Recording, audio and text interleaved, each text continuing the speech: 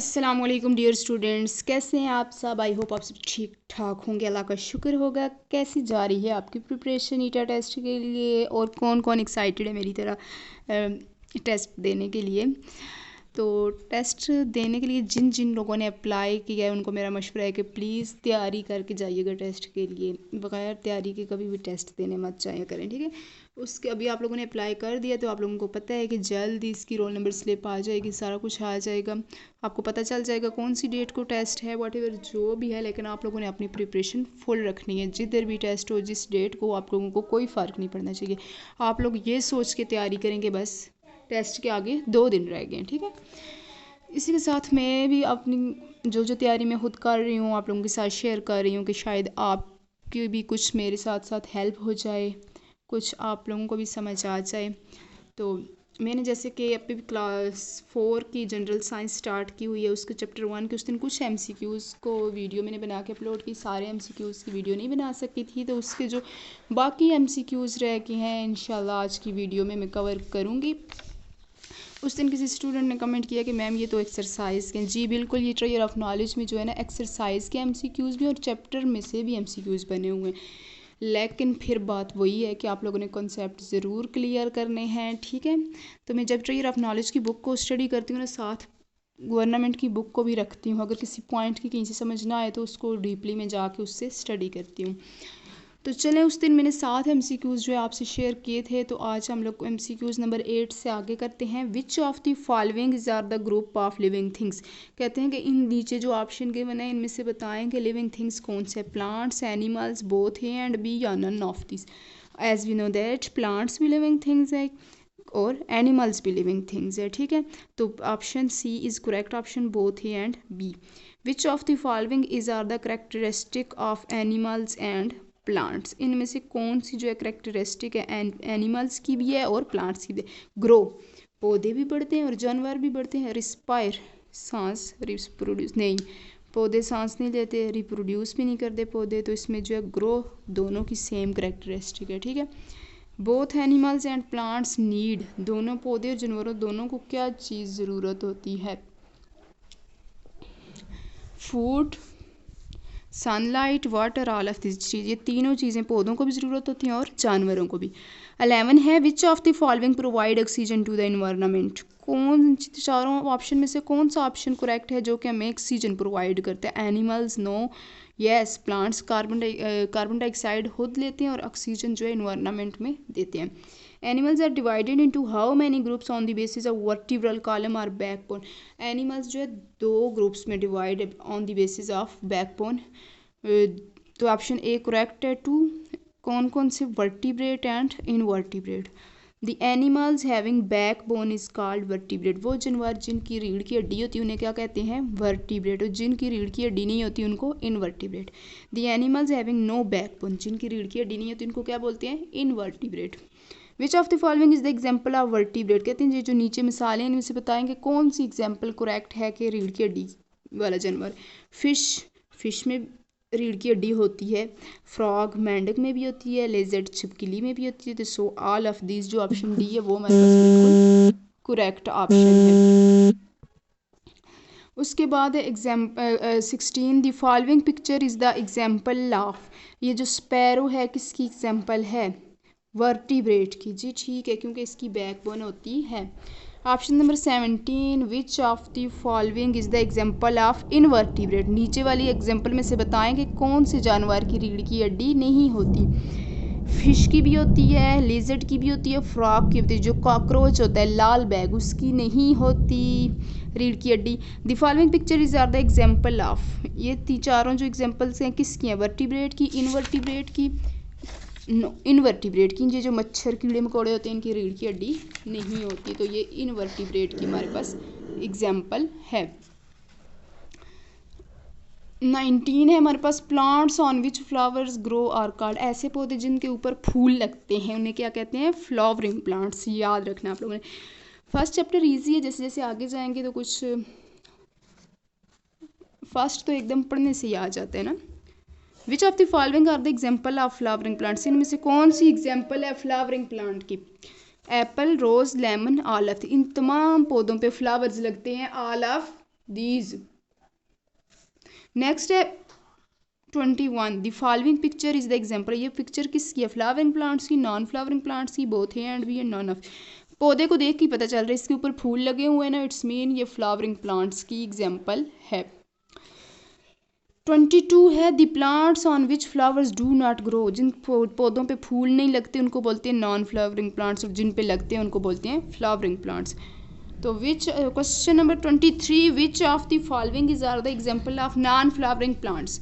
Moss, fern, pine, juniper, thuja, sago, palm, all of these. ये सारे जो हैं इसमें ऑप्शन आता है ऑल ऑफ दीज। तो ये सारे जो है नॉन फ्लावरिंग प्लांट्स है। उसके बाद है the following picture is the example. ये जो फॉलोइंग एग्जाम्पल है पिक्चर है, ये किसकी एग्जाम्पल है? ह्यूमन लिविंग प्लेस की, डाइवर्सिटी की, नॉन ऑफ दीज, बल्कि बायोडाइवर्सिटी में ये सारा कुछ आ जाता है, इन्वायरमेंट में जितनी भी चीज़ें हैं। 25 है the number of various types of living things found at a particular place is called.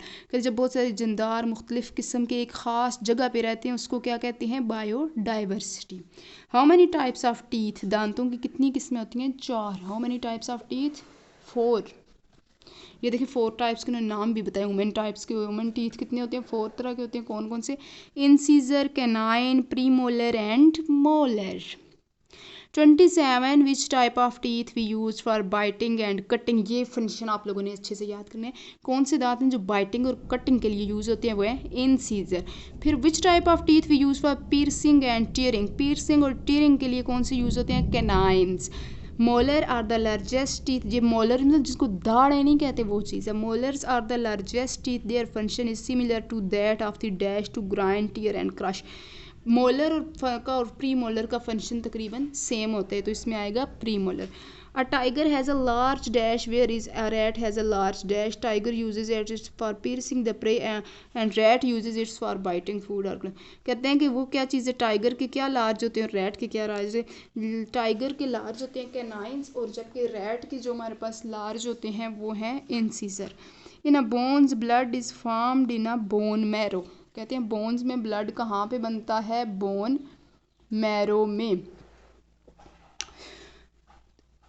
Next है 32, all the bones are united with one another at the joints forming frame called. कहते हैं कि तमाम हड्डियाँ जब इकट्ठी होती हैं, जोड़ों के ज़रिए आपस में जुड़ती हैं, तो वो एक फ्रेम क्रिएट करती हैं। उसको क्या कहते हैं? स्केलेटन। उसको हम लोग कहते हैं ढांचा अपनी ज़ुबान में। ठीक है, कुछ लोगों ने उर्दू में पढ़ी हुई है ना, तो उनकी हेल्प हो जाएगी तब साथ एक्सप्लेन करें। There are dash bones in the human skeleton is the most important MCQ ईटा पॉइंट ऑफ व्यू से। जो इंसानी जिस्म है उसमें टोटल कितनी हड्डियाँ होती हैं? 206, 206। The exchange of oxygen between blood and air takes place. कहते हैं ऑक्सीजन का जो तबादला वगैरह होता है वो किसके ज़रिए होता है? लंग्स। ये तो हमें पता है, ये फेफड़ों के ज़रिए हम लोग सांस वगैरह लेते हैं। When we inhale air the lungs, जब हम लोग अंदर लेके जाते हैं तो लंग्स, फेफड़े क्या हो जाते हैं? एक्सपेंड, फैल जाते हैं। ठीक है, lungs are surrounded by, lungs किस आर सराउंडेड बाई रिब्स। फेफड़ों के इर्द गिर्द क्या होती हैं? पसलियाँ, ribs.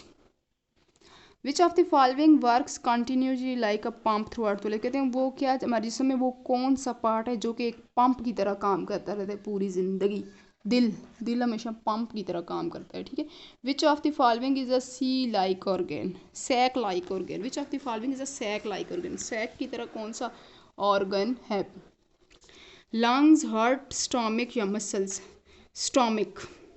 Which of the following is the biggest part of digestive system? It's the most important. सबसे पहले डाइजेस्टिव सिस्टम का सबसे जो लार्जेस्ट पार्ट है क्या है? Stomach. Which of the following help in movement between joints? Muscles. In smiling how much muscles are needed. जब हम लोग स्माइल करते हैं, मुस्कुराते हैं, तो कितने मसल ज़रूरत है? 14। There are almost dash muscles in human. एक तो बॉडी में बोन्स कितनी है? 206, ये याद रखना है। दूसरा है मसल्स कितनी है हमारे पास? 600। उसके बाद है 43, which of the following present within our skull. Which of the following present within our skull? Brain. Brain के स्कल के साथ क्या प्रेजेंट होता है? Brain. Which one among the following controls all the function of body. हमारी पूरी body का function को क्या कंट्रोल करता है? ये तो आई थिंक बच्चे को पता होगा। Brain. Which of the following collects information from different parts of our body and decides what type of response our body should give? Muscles. There are dash important parts in flowering plants. Flowering plants के कितने important part होते हैं? 5। नीचे picture में given भी हैं, देखें, stem, root, fruit, flower, leaf. Usually the dash is present under the ground. पौधे की सबसे ज़मीन में कौन सा हिस्सा होता है? रूट, जड़ें होती हैं। Plants observe minerals and water. पौधे जो है मदनियात और पानी किसके ज़रिए जब करते हैं? ये तो हमें पता है, जड़ों के ज़रिए, रूट्स आ जाएगा। We eat water and minerals transport to a leaf through a stem. Water जो मिनरल्स होते हैं पौधे के पत्तों तक किसके ज़रिए पहुंचते हैं? स्टेम के ज़रिए। विच of the following supports the plant? Which of the following supports the plant? Stem. The important function of dash is to make a food. Leaves का function होता है कि वो food तैयार करते हैं। Plant help in manufacturing of food and production of oxygen. The function of flower is formation of seed. ये हम लोगों ने कल जो MCQs शेयर की थी उसमें भी हम लोगों ने पढ़ा था कि सीड का क्या काम, फंक्शन ऑफ फ्लावर का क्या काम होता है कि वो सीड बनाते हैं, बीज बनाते हैं। ठीक है, ये थे हमारे पास चैप्टर 1 के आई थिंक MCQs यहाँ तक कंप्लीट हो गए। टोटल 53 MCQs थे जो कि क्लास 4 का चैप्टर 1 था, characteristics and life processes of organism. Next इंशाल्लाह हम लोग चैप्टर 2 स्टार्ट करेंगे, उसके MCQs आपसे शेयर करूँगी। प्लीज़ वीडियो को लाइक और चैनल को सब्सक्राइब करें और मेरे साथ तैयारी में हिस्सा लें। अगर कोई भी टॉपिक में मिस कर लूँ जिसके बारे में आपको पता हो तो प्लीज़ मुझे कमेंट में बताइएगा, मैं ज़रूर उस पर वीडियो बनाऊँगी इंशाल्लाह। ठीक है, तो दुआओं में ज़रूर याद रखिएगा। अल्लाह हाफिज़।